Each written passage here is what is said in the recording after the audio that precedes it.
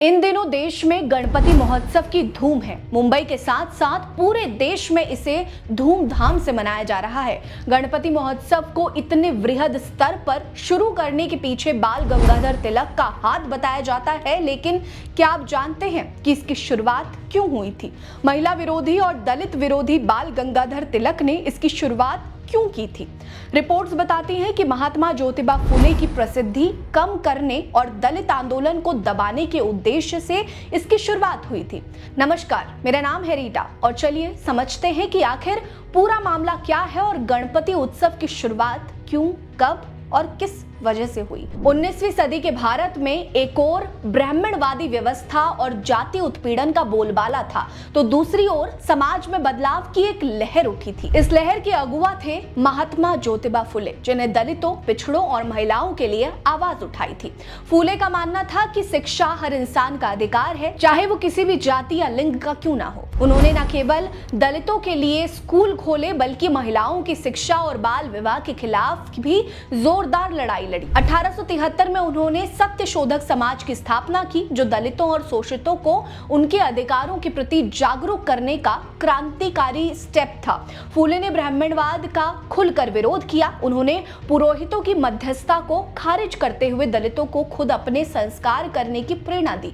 वो कहते थे कि जाति व्यवस्था समाज को बांटने वाली जंजीर है, इसे तोड़ना होगा। फुले की ये आवाज न केवल दलितों के लिए बल्कि हर उस इंसान के लिए थी जो बराबरी का सपना देखता था। उन्होंने मांग की कि हर 200 लोगों वाले गांव में एक स्कूल होना ही चाहिए, ताकि शिक्षा हर घर तक पहुंच सके।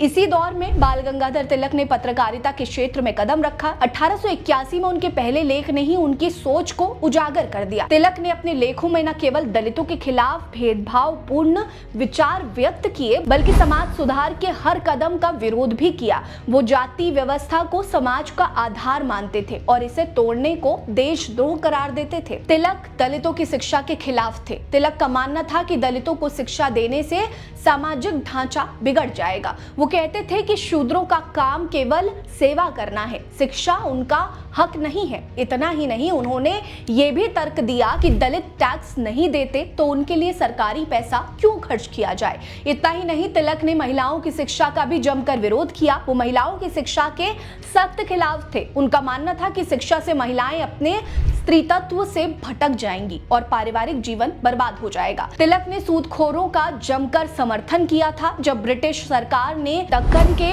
गरीब किसानों को सूदखोरों के शोषण से बचाने के लिए कानून बनाया, तो तिलक ने इसका खुलकर विरोध किया और सूदखोरों का पक्ष लिया था। तिलक की ये विचारधारा फुले की क्रांतिकारी सोच से पूरी तरह टकराती थी। जहां फुले बराबरी और समानता की बात करते थे, वहीं तिलक पुरानी रूढ़ियों को बनाए रखना चाहते थे। 1890 के दशक में महाराष्ट्र में मुहर्रम का त्योहार बड़े पैमाने पर मनाया जाता था, जिससे उस दौर में हिंदू और मुस्लिम दोनों हिस्सा लेते थे। लेकिन तिलक को ये बात खटकती थी। दूसरी ओर ज्योतिबा फुले का सत्य शोधक समाज पूरे महाराष्ट्र में तेजी से फैल रहा था। दलित समाज अब अपनी आवाज बुलंद करने लगा था। फुले की बढ़ती लोकप्रियता और उनके ब्राह्मणवाद विरोधी आंदोलन से तिलक असहज हो उठे।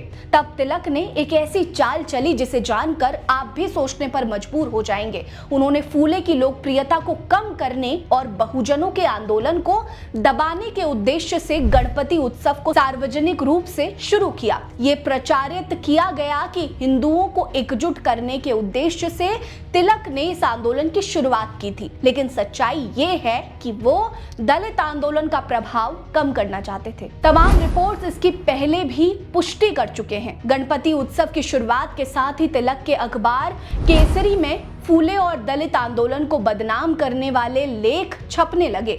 तिलक ने गणेश उत्सव को एक हथियार की तरह इस्तेमाल किया, जिससे लोगों का ध्यान दलितों के अधिकारों की लड़ाई से हटाकर धार्मिक उन्माद की ओर मोड़ दिया गया। आपको बता दें कि दलित आंदोलन को प्रभावित करने के लिए तिलक के तमाम प्रयासों के बावजूद ज्योतिबा फुले डटे रहे और अपनी लड़ाई लड़ते रहे। उन्होंने न केवल दलितों को उनके अधिकारों के लिए जागरूक किया, बल्कि महिलाओं के लिए शिक्षा और सम्मान की राह दिखाई।